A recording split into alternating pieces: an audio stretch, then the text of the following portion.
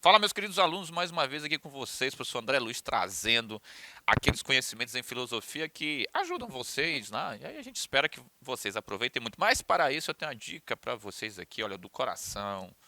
Plataforma Gonçalves Dias trazendo para vocês os melhores conteúdos. Então vai lá, dá um Gonçalves Dias, como eu sempre falo, busca lá o conteúdo, tem todas as matérias, você vai aproveitar muito, inclusive a minha. E aí na minha tu vai lá buscando, pode ser aleatório, pode ser de forma assíncrona, não tem problema, não precisa ser sincronidade não. Tu pode pegar o último conteúdo, o primeiro conteúdo, então vai lá dar uma busca, faz o teu conhecimento de forma autônoma, lembra?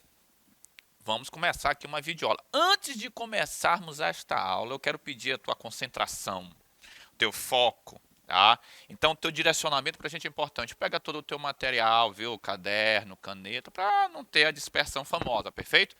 E hoje nós vamos dar continuidade a um assunto muito importante. Este assunto é bonito, bom de estudar. Ele é extremamente poético, né? Nós vamos dar continuidade à questão do mito como conhecimento, ok? Bom, nós sabemos, tá, que o mito, ele é uma instituição legítima de conhecimento, tá? Nós temos já aulas gravadas aqui sobre a mitologia, e esta mitologia, por exemplo, né, já traz aqui este grande vocábulo, mitologia, tá?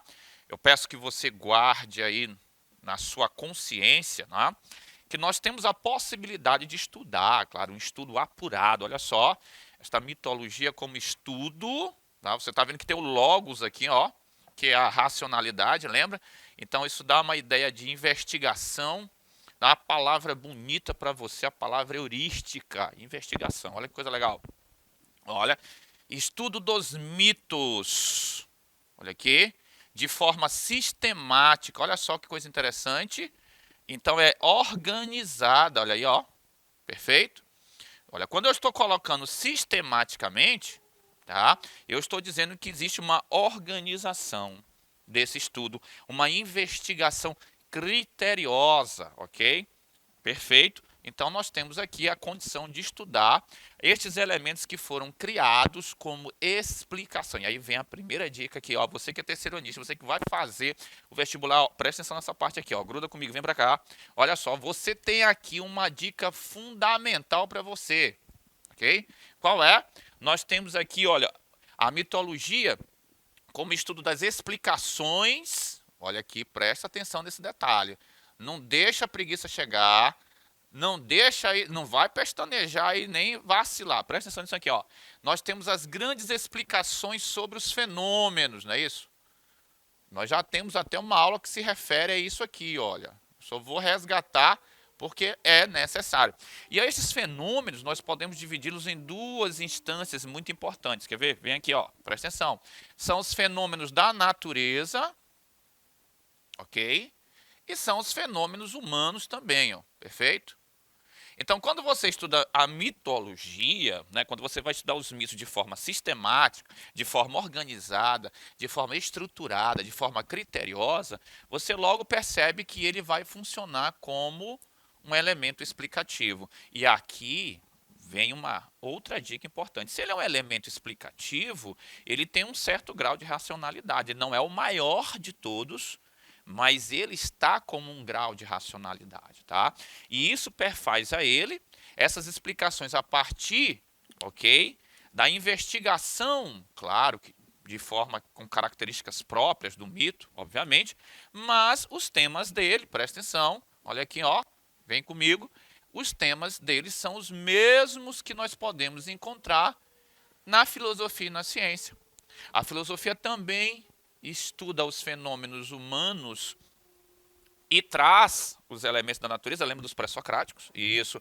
E olha uma dica, a ciência também faz isso. Nós temos várias ciências que se debruçam sobre os fenômenos humanos nessa investigação e sobre os fenômenos da natureza também, perfeito? Então, o que isso aqui vai dizer para a gente? Que essas explicações, ó, faço questão, olha aqui, elas são o quê? Um discurso, né? Olha aqui, isso perfaz um discurso mitológico, ok?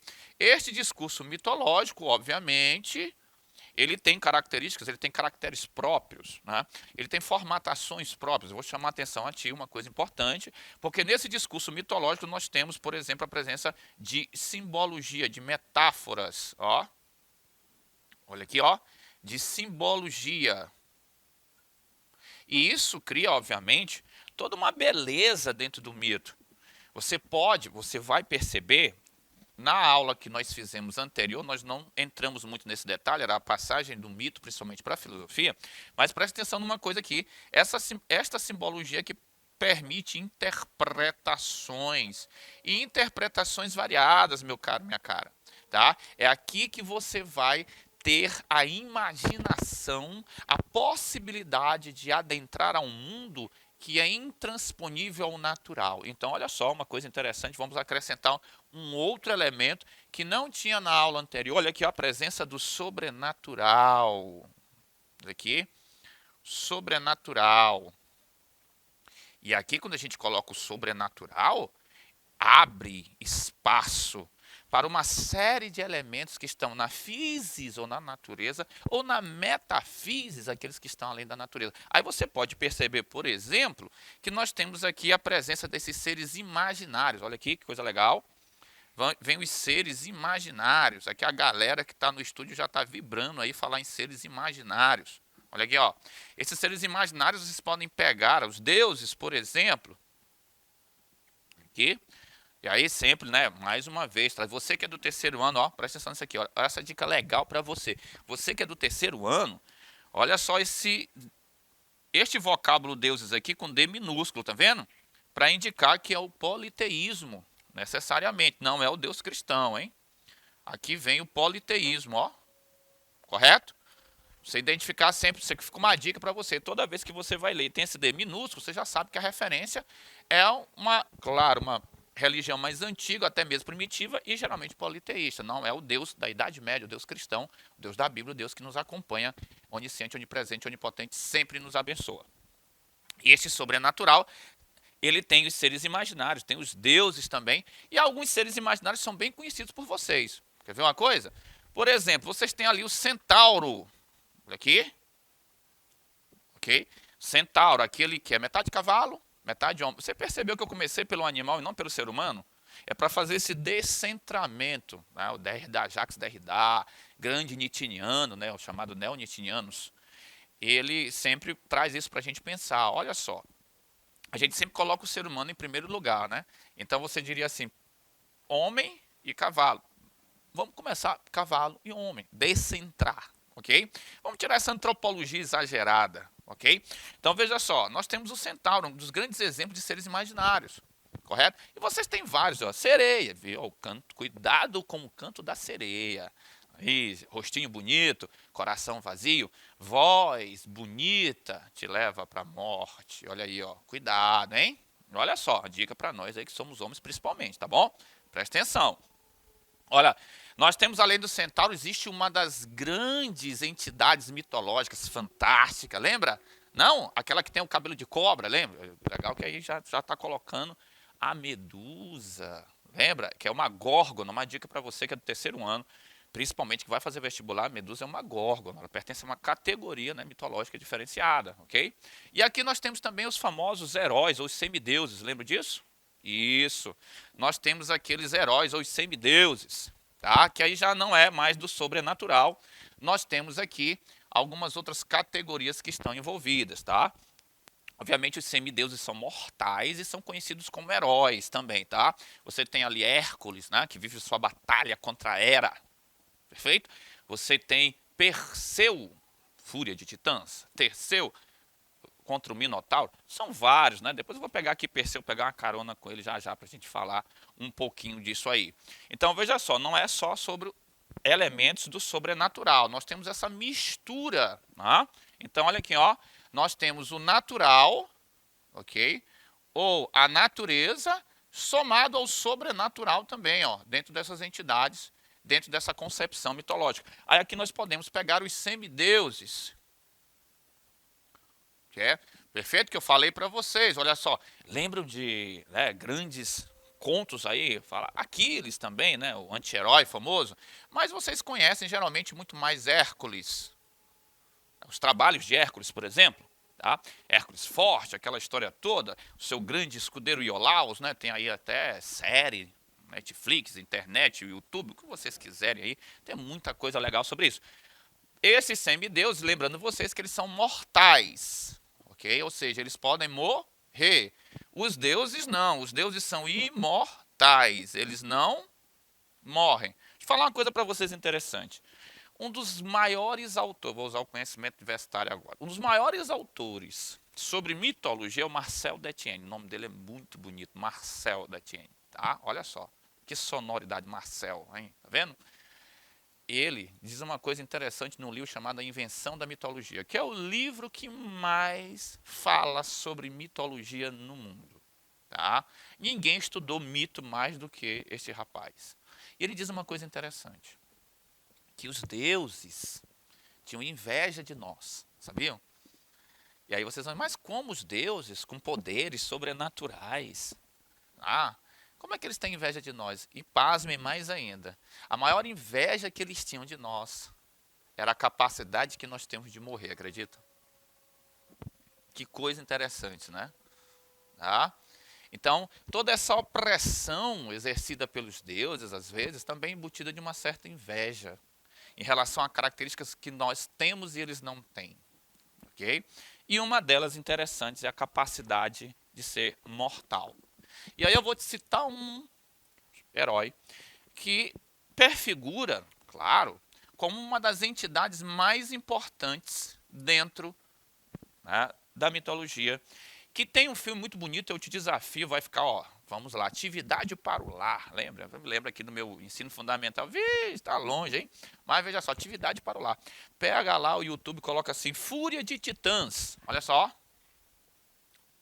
Fúria de Titãs, por exemplo, tá? Você vai ver, necessariamente, um belíssimo filme, tá? Que ele já cumpre os pré-requisitos hollywoodianos, né? Tem muita ação, mas tem elementos também, olha, pedagógicos em relação à mitologia, ok? Onde este rapaz aqui, Perseu, ele vai cumprir um drama, certo? Natural, aliado ao sobrenatural. Ele vai unir esses dois elementos, porque Perseu é um semideus, então ele é um mortal, mas ele é filho de deuses. Ele é filho de um deus também, ok?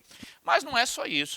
Quando você vai observar a história que vai se desenrolar, você vai perceber uma coisa. É a luta dos seres mortais contra os deuses, na verdade. Olha só. E aí fica uma pergunta, quem vai vencer? Certo? Lá no filme você vai perceber que toda a trama ela vai se dar a partir deste embate. Muita gente não percebe, olha só, aquelas características lá de ação, morte, tem aqueles embates e tal, mas existe esta mensagem muito importante. Se você pegar o trailer, por exemplo, ele já é chocante, porque o cavalo Pégaso ele está sobre a praia, ele está caminhando lá, correndo, desempenhando o seu papel e aparece bem embaixo assim, maldito sejam os deuses. Olha só. Por quê, professor? Porque geralmente os deuses, eles oprimiam os seres humanos com seus poderes sobrenaturais e impunham a eles tarefas. Tarefas, na verdade, épicas, na maior parte das vezes quase intransponíveis, difíceis de serem realizadas. O próprio Perseu tinha uma tarefa muito complicada. Qual era a tarefa de Perseu? Você vai perceber. Matar a Medusa, gente. Gente, matar a Medusa não era fácil. Vou te contar uma coisa aqui bem curiosa nesse filme, nesta história. Zeus aparece para ajudá-lo, mas ele só dá uma espada a ele. Eu pensei que Zeus fosse matar a Medusa para ele, mas não. Dá só uma ajudazinha. Ó, ele que faça o seu papel sozinho, ok? E a história vai se desenrolando, ok? E esta história se desenrolando, você vai perceber que Perseu vai sair vitorioso, tá? Ele vai cumprir aquilo que no começo do filme o próprio pai dele pediu, pai de Perseu, que um dia um mortal pudesse derrotar, pudesse humilhar, pudesse até mesmo sair vencedor em relação aos deuses imortais. Olha só que coisa interessante. Bom, então são elementos que nós não podemos necessariamente nos tirarmos deles em relação ao mito. O mito tem sua beleza, o mito tem o seu discurso, o mito tem o seu poder de tradução dos elementos para a forma como ele descreve. Obviamente, meus caros colegas de trabalho, caros alunos, não é o melhor discurso, talvez, dentro deste contexto que nós temos, como ciência e filosofia, dentro deste contexto, ok? Mas é um discurso também, é uma forma também de dizer as coisas. E por isso se perfaz como um conhecimento legítimo. Tá? Quando você pega, por exemplo, o mito como conhecimento, ele cumpre o seu papel de explicação, ele tem um grau de racionalidade bem menor, claro, porque toda explicação ela exige que você elabore, ela exige que você tente elucidar, ela exige que você consiga dizer algo, ok? Agora entendam, é bom que se contextualize as coisas. Nós estamos falando em momentos em que a humanidade não tinha a menor condição, o menor grau de instrumentos, ou então o nível de informações que temos hoje, ou até tivemos em outros momentos, né? Vamos combinar, gente, tá? Então, veja só, baixa preconceito contra o mito. O mito é uma forma muito interessante de falar as coisas. O mito é um discurso de época e detalhe, ele não é só de uma época passada. Ele é desta época também. Se nós formos avaliar, nós temos vários mitos na filosofia e na ciência. A alegoria da caverna de Platão. Se você pegar o mito da linha de Platão, se você pegar o mito do anel lá na República de Platão também, que é de Giggs e o Anel, que deu origem até o Senhor dos Anéis, vários filósofos tomaram mão de metáforas, mitos, histórias, contos para poder passarem as suas ideias. Então o mito ele não é desatualizado somente, ele também é uma ferramenta, ok? Muito eficiente de transmitir conhecimento. Talvez não seja a mais clara, porque exige interpretação, é metafórico, existe uma simbologia muito grande, mexe com o sobrenatural e o natural ao mesmo tempo, em grande parte das vezes, concordo, mas ele também cumpre um papel explicativo. Ele também tem a sua possibilidade, ele também tem a sua utilidade, ele também traz para a gente uma grande gama de conhecimentos, ok? Não é à toa, eu vou chamar a atenção de vocês para isso, você pode pesquisar. A maior parte da filosofia contemporânea, ela vai ali se literalizando de novo, tá? Ela vai rumando para a poesia, ela vai rumando para a mitologia, ela vai rumando para a literatura muito mais, e vai descompensando essa exigência de uma descrição tão exagerada, considerada por muitos até como exata, lembra? Cheia de elementos, com muitos critérios e extremo rigor, mas necessariamente também cumpre o mesmo papel, ok? Então, presta atenção numa coisa. Quando nós estamos falando do mito como conhecimento, nós estamos falando no poder que ele tem, tá? Na maneira que ele encontrou de narrar os fatos e de encontrar estes fatos como elementos que são tão importantes para a nossa vida e para a humanidade, tá? Então fica essa dica para você, muito interessante, tá? Guarde com você, tá? O mito, ele tem este poder de explicação. E como poder explicativo, ele traz para a gente muitas possibilidades. Claro que ele não se enquadra em determinados critérios que nós temos para outros tipos de conhecimento, mas ele também cumpre um papel explicativo. Isso para a gente é fundamental. Isso para a própria filosofia é um instrumento muito importante. Para a própria ciência também é um instrumento muito importante. E para o próprio conhecimento é um instrumento extremamente valoroso. Tá? Então, nunca entenda mito como mentira. Muitos querem, na verdade, desqualificar o mito, tá? Dizendo que ele tem a única intenção de enganar.